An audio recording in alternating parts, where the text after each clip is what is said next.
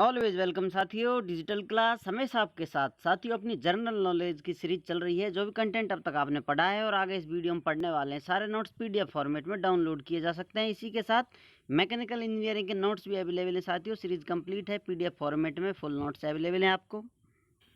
इससे पिछली वीडियो में साथियों हमने जाना था कुछ मरकरी के बारे में, वेन्यूज के बारे में, बुध शुक्र ग्रह के बारे में हमने स्टडी किया था साथियों, और थोड़ी जानकारी हमने अर्थ के बारे में ली थी।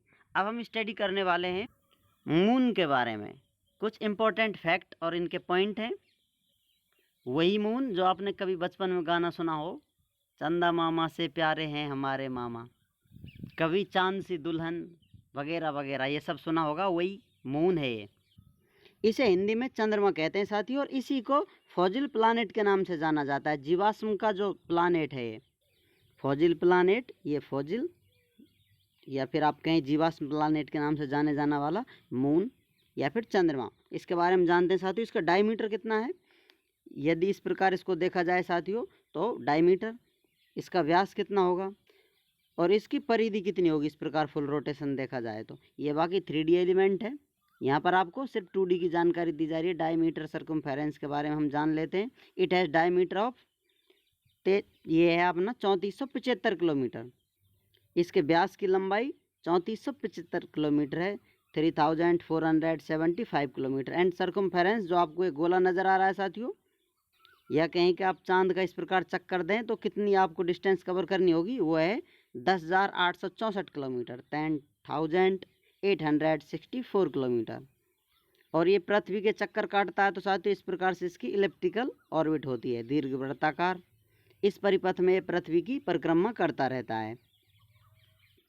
जो अपना चंद्रमा है साथियों, रोटेशन करता है। जैसा बताया था आपको, सभी प्लानेट हों, स्टार हों, रोटेट करते हैं। अपनी अक्ष पर भी रोटेट कर रहे हैं साथियों, और इसी के साथ अपनी ऑर्बिट में किसी का जो चक्कर काट रहे हैं, मान लेते हैं साथियों इस प्रकार से। ये ऑर्बिट है इसका चांद का, तो ये अर्थ है अपनी, इसका रोटेशन कर रहा है। तो अपने अक्ष पर ये कितना टाइम लेता है साथियों, 27 दिन 7 घंटे और 43 मिनट का टाइम लेता है। इतना ही टाइम लगभग इसको इस प्रकार एक चक्कर काटने में लगता है पृथ्वी का।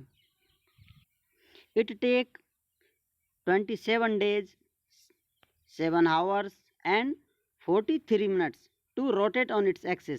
अपने अक्ष पर घूमने में साथियों बताया था अभी आपको 27 दिन 7 घंटे 43 मिनट का टाइम लेता है। This period of time about 27.5 दिन है साथियों। Half and 27 days is called sidereal month. इसको सिड्रल मंथ के नाम से जानते हैं। और ये approximately the same period of it take to revolve around the earth. जो पृथ्वी है साथियों, जितना टाइम अक्ष पर घूमने में लेता है उतना ही टाइम एक पृथ्वी का चक्कर करने में लेता है। यही आपको नोट्स में लिखा हुआ है यहाँ पर। अब जैसा आपको लग रहा है चांद ऐसा तो होगा नहीं, बिल्कुल गोल मोल साथियों। कोई भी ग्रह ऐसा हो सकता है, नहीं हो सकता, उसकी प्रोबेबिलिटी है आपने कितनी बारीकी से उस पर स्टडी की है। तो इस प्रकार से अब इसको रोटेट इस प्रकार से सर्कुलर मान लिया जाता है। क्यों, एवरेज डिस्टेंस ले ली जाती है। इस प्रकार से कोई प्लानेट है, ये कोई प्लानेट बना हुआ है साथियों, तो इस पर कोई माउंटेन भी हो सकता है, तो इसकी डिस्टेंस ली जाएगी साथियों एक तरह से इस प्रकार से। इसकी एवरेज डिस्टेंस ले ली जाएगी इसके सरफेस से। इसके जो सरफेस है, लोअर पॉइंट है और अपर पॉइंट है, उनकी एक एवरेज डिस्टेंस ले ली जाएगी। तो इस प्रकार से मिडिल में से इनकी एवरेज डिस्टेंस बन रही है। तो इस प्रकार से उसकी परिधि, डायमीटर उससे डिफाइन किए जाते हैं। लेकिन एक्चुअल में प्लानेट कुछ इस प्रकार के हो सकते हैं। रोटेशन मार रहा है साथियों इस प्रकार का, शायद ऐसा तो प्लानेट ना हो, लेकिन आप मान लीजिए आप यहाँ खड़े हुए हैं तो ये तो एक माउंटेन हो गया है साथियों। यहाँ पर आप देख रहे हैं इसको, ये एक माउंटेन है। इस प्रकार के छोटे मोटे पहाड़ियाँ हो सकती हैं। तो अपने मून पर भी एक ऐसा ही माउंटेन है। जो सबसे ऊंचा माउंटेन है उसको लाई ब्यूटी माउंटेन के नाम से जाना जाता है। आज हम आए हैं चांद पर पर्वतों को निहारने के लिए, तो हमें एक माउंटेन मिला है सबसे बड़ा। छोटे मोटे हैं लेकिन आप इसे ही लेकर चलिए अपनी यादों में। इसे कहते हैं लाई ब्यूटी माउंटेन, जिसकी हाइट कितनी है साथियों, 10,660 मीटर। आप इसको यहाँ से बेस से मापें या इसकी एवरेज डिस्टेंस से आप माप रहे हैं तो इसकी हाइट मिलेगी आपको 10,660 मीटर के बराबर ऊंचा है ये। इस प्रकार के ऑब्जेक्ट या प्लानेट होते हुए भी साथियों सर्कुलर नज़र आते हैं। इस प्रकार से क्यों आते हैं, क्योंकि इनकी डिस्टेंस बहुत दूर से हम देखते हैं, मेज़र करते हैं साथियों, तो वहाँ पर इनका आकार बहुत बड़ा होने की वजह से ये छोटे मोटे इस प्रकार से आपको नज़र आते हैं। हल्का मोटा वाइब्रेशन सा नज़र आता है इनकी सतह पर आपको। बाकी आप बिल्कुल पास जाएंगे, जूम इन करते चले जाएंगे, या फिर आप जाकर ही हो सकता है, इच्छा हो आपकी, इस माउंटेन पर जाकर सेल्फी लेने की, तो आपको अच्छे से पता चलेगा ये माउंटेन की कितनी हाइट है, किस प्रकार से इसका मेजरमेंट किया जा रहा है। बाकी हम पृथ्वी से इसे देखते हैं तो आपको एक गोल ही नज़र आता है। हाँ, बाकी जो चांद पर छाया सी नज़र आती है साथियों, उबड़ खाबड़ जगह की वजह से आती है। मान लीजिए इस पर रोशनी पड़ रही है, इस प्रकार से सन की लाइट आ रही है। अब यहाँ पर कोई माउंटेन आ गया तो इधर आपको कुछ डार्क प्लेस नज़र आता है। जैसा देखते हैं चांद पर धब्बे हैं, वो इसी प्रकार के धब्बे हैं। कहीं हाई सरफेस है, कहीं लो है साथियों। तो हाई सरफेस पर लाइट रिफ्लेक्ट करेगी, चमकती हुई नजर आएगी हमको पृथ्वी पर, और जो उसके साइड वाला हिस्सा है उस पर अंधेरा नजर आएगा, वही हमें धब्बे के रूप में नजर आता है। जैसा कि साथियों आप जानते हो, नहीं भी जानते हो तो बता देते हैं, जिस प्रकार सन चमकता है साथियों, उसकी अपनी खुद की एक एनर्जी होती है, हीट होती है, उसमें से लाइट एक्सट्रैक्ट होती है, क्योंकि उस पर न्यूक्लियर फ्यूजन रिएक्शन चल रही है। तो अपने अर्थ पर ऐसा कुछ नहीं होता है और इधर मून पर भी कुछ नहीं होता है। तो इस प्रकार से इस पर लाइट आती है और फिर लाइट यहाँ से रिफ्लेक्ट होकर फिर पृथ्वी पे आती है साथियों, इसलिए हमें चमकता नजर आता है। जैसे कोई चीज़ रोशनी से चमकती नजर आती है, रोशनी किसी ऑब्जेक्ट पर पड़ती है और वो रोशनी हमारी आंखों में सेंस होती है, तो हमें इमेज नजर आती है। तो इस प्रकार रात में ये चांद चमकीला हमें नजर आता है ड्यू टू सूर्य की लाइट की वजह से। इसकी खुद की कोई रोशनी नहीं होती।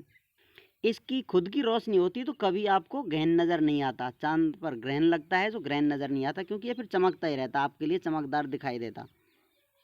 अब लाइट साथियों सन से मून पर आ चुकी है। अब मून से अर्थ पर आने में कितना टाइम लगता है? लगभग 1.3 सेकंड लगते हैं ये डिस्टेंस कवर करने में लाइट को अपनी स्पीड से। तो इतनी डिस्टेंस है मून और अर्थ के बीच में। आप कैलकुलेशन से लगा सकते हैं या फिर आप ये इफेक्ट लेकर चल सकते हैं, काफ़ी आपके लिए। The light from the moon takes 1.3 seconds to reach the earth. Earth पर पहुंचने के लिए 1.3 सेकंड का समय लगता है रोशनी को आने में। अब इनमें छोटा बड़ा अंतर देख लिया जाए। अगर पृथ्वी इतनी है साथियों तो इस प्रकार मून है, कितना सा होगा मून? इतना होगा या फिर इतना होगा, ये भी तो मेजरमेंट हमें पता होना चाहिए। तो साइज आप देखना चाहें तो कितनी है साथियों? 1/4। इस प्रकार से आप देखें पृथ्वी के 1/4 हिस्से कर दिए जाएँ तो इस साइज़ के बराबर, एक हिस्से के बराबर मून की साइज़ होती है। और इसकी ग्रेविटी कितनी होती है साथियों? 1/6। अगर इसकी ग्रेविटी के 6 हिस्से किए जाएँ तो एक हिस्से के बराबर ग्रेविटी होती है मून पर। इसलिए मून पर उछल उछल कर चलता हुआ शायद आपने कोई एस्ट्रोनॉट देखा हो, फिल्मों में ही देखा होगा, नहीं तो नासा वाले दावा तो करते हैं, शायद आपने वो वीडियो भी देखा हो। तो वहाँ पर आपकी पावर बहुत ज़्यादा हो जाएगी, क्योंकि ग्रेविटी खींचेगी नहीं आपको। आप ज़रा सी पावर लगाएंगे तो उछल उछल कर चलना स्टार्ट कर देंगे और बहुत एंजॉय करते हुए जाएंगे अपना सफ़र। The size of the moon 1/4, 1 divided by 4 the size of the earth. Earth की साइज से 1/4 हिस्सा है इसका, एक हिस्सा है 4 में से अर्थ की जितनी साइज है। और ग्रेविटी पुल कितना है इसका? Gravitational pull is 1/6। अगर 6 हिस्से हैं उनमें से एक हिस्सा बट में आता है मून का। पृथ्वी से बहुत कम ग्रेविटी है चांद की, इसलिए वो चीज़ों को ज़्यादा खींच कर नहीं रखता, उछल उछल कर वहाँ पर चला जाता है। समझ लीजिए आपका 60 किलो वजन है, 60 किलोग्राम। तो मून पर कितना हो जाएगा? 10 किलोग्राम। अब सोचिए 60 किलोग्राम वाला आदमी फील कर रहा है कि मुझ में 10 किलोग्राम है, तो वो कितनी पावर है उसमें। वो तो क्या झपाक जंप मारते हुए चलेगा वहाँ पर।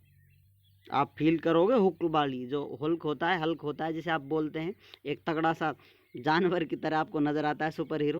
या फिर कहें आपको हाथी वाली पावर फील होगी मून पर। लेकिन ऐसा नहीं है इतना सिंपल आप जाएं हाथी बन जाएं। स्पेस सूट चाहिए आपको, ऑक्सीजन चाहिए, ये सारी व्यवस्था है नहीं वहाँ पर। करवाएंगे आपके लिए कभी व्यवस्था बनी तो। अभी निरंतर प्रयास में है मानव सभ्यता ये सब करने के लिए, कहीं जाकर हम दूसरी जगह रह सकें। अच्छा, अब हम चांद पर स्टडी कर रहे हैं साथियों, वहाँ जाकर कितनी हाइट है, क्या है इसका एनवायरनमेंट, कैसा है, इसकी सतह कैसी है, ज़मीन कैसी है, कौन कौन से एलिमेंट मिनरल्स पाए जाते हैं। तो इस स्टडी को कहेंगे, चांद वाली स्टडी को, selenology. The study of the moon is called selenology. इसको सेलेनोलॉजी स्टडी कहा जाता है। अब अच्छे से गाना गाते चलिए, मुझे चांद नज़र आ गया है। वापस चलते हैं किसी और प्लानेट पर। दोस्तों देख लेना तुम्हारा कोई साथी चांद पे तो नहीं रह गया है रील बनाने में। हम अब मंगल ग्रह पर पहुंचने वाले हैं, तो तैयार हो जाइए एक नए प्लानेट पर। आयरन रिच रेड सॉइल, यहाँ की मिट्टी आयरन घुला मिला हुआ है, इसमें से लाल मिट्टी नज़र आएगी आपको। आसमान आपको गुलाबी नज़र आने वाला है। इस प्रकार का माहौल है मार्स, मंगल ग्रह का। इसीलिए इसको रेड प्लानेट के नाम से जाना जाता है। और इसके भी जैसे अपनी पृथ्वी का चांद चक्कर काट रहा है, इसके भी बहुत सारे सैटेलाइट हैं, चांद हैं जो अपने चक्कर काट रहे हैं। तो उनमें से Phobos and Deimos are 2 satellites of Mars. उनमें से 2 प्रमुख फोर्ब्स और डीमोज सैटेलाइट या उपग्रह या मून आप जिन्हें कहें, ये होते हैं। अब देखिए, आपको एक चांद नज़र आ रहा था पृथ्वी पे, यहाँ पर 2-2 चांद नज़र आ रहे हैं, गुलाबी एक आसमान नज़र आ रहा है। क्या फील आ रही है इधर मंगल ग्रह पर।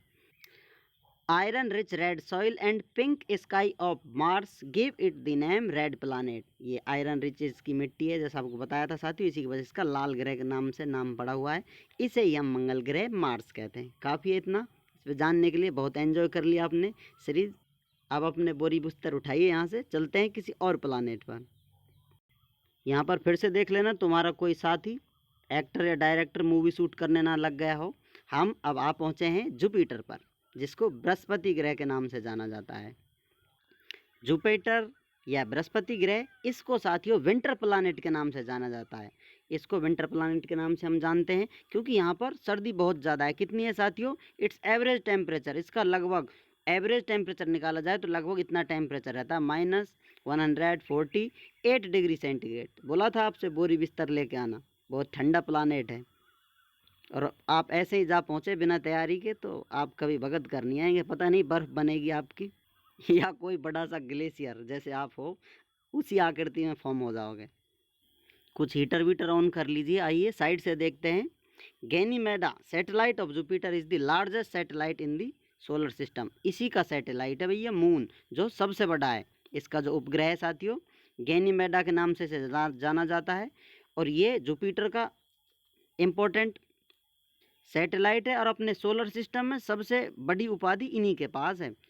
थोड़ा हीटर वीटर चलाकर जूम से देखिए, कर आराम से आपको पता चलेगा कि यही वो मून है या सैटेलाइट है या उपग्रह है जो सोलर सिस्टम में सबसे ज़्यादा बड़ा होने का, लार्जेस्ट सैटेलाइट होने का खिताब लिए हुए घूम रहा है। चलो चलते हैं यहाँ से, यहाँ का एनवायरनमेंट बहुत खतरनाक है। किसी और ग्रह पर आते हैं। अगला अपना ग्रह आया है शनि। शनि ग्रह सैचुर्न प्लानेट के नाम से इसे जाना जाता है। आपने कभी ग्रह देखा हो साथियों, इस प्रकार का कोई ग्रह, उसके ओर पास इस प्रकार की कोई रिंग बनी होती है। इस प्रकार से कोई रिंग नज़र आ रही है साथियों, इस प्रकार से आपने देखा हो तो इस प्रकार की एक रिंग नज़र आती है। तो वो प्लानेट यही तो है, सैचुर्न शनि ग्रह। अब ये रिंग किसकी है साथियों? डस्ट पार्टिकल्स, गैस, आइस, इन सब से भरी हुई है। इसमें छोटे मोटे डस्ट पार्टिकल, गैसें भरी हुई हैं। इन्हीं में से साथियों कोई एक सबसे तगड़ा होगा, उसको देख लेते हैं। तो आइए, किधर है? इधर घूमते आइए। अच्छा, इधर है, इसको पकड़ लिया है। शायद आपको भी नज़र आ रहा हो, ये सबसे बड़ा इसका सैटेलाइट है इस प्रकार से। और इसका नाम क्या है? टाइटन। उसका नाम है टाइटन। जो टाइटन शिप था साथियों, कुछ उससे रिलेटेड नाम आपको समझ में आ रहा होगा, टाइटन।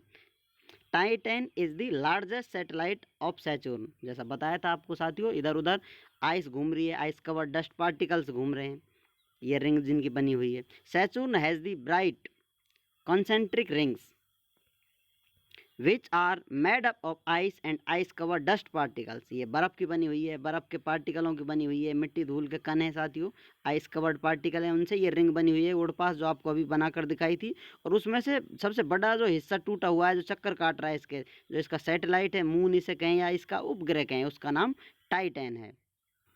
तो तैयार हो जाइए, आज नाइट का प्रोग्राम यहीं रखते हैं, टाइटन मूवी देखेंगे। यहाँ कोई चीनी भी नहीं लाया तो इस आइस कवर डस्ट में चीनी डालिए और बर्फ़ खाइए, मज़े लीजिए।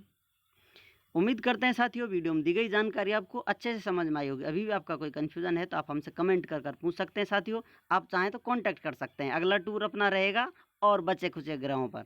कम से कम आपको सोलर सिस्टम से अच्छे से दिखाया जाएगा, आप चिंता ना करें। अभी पार्टी एंजॉय करें। अब आप शनि ग्रह पर हैं, मुस्कुराइए, आप शनि ग्रह पर हैं। उम्मीद करते हैं साथियों सीरीज आप एंजॉय कर रहे होंगे। अब तक जो कुछ बताया गया है, पढ़ाया गया, आपको अच्छे समझ में आया होगा। अभी आपका कोई कन्फ्यूजन है तो आप हमसे कमेंट कर पूछ सकते हैं साथियों। आप चाहें तो कांटेक्ट कर सकते हैं, कांटेक्ट लिंक आपको वीडियो डिस्क्रिप्शन में मिल जाएगी। वीडियो को अंत तक देखने के लिए, चैनल को सपोर्ट करने के लिए आपका दिल की गहराइयों से बहुत बहुत धन्यवाद। मिलते हैं अगले टूर पर। जय हिंद, वंदे मातरम।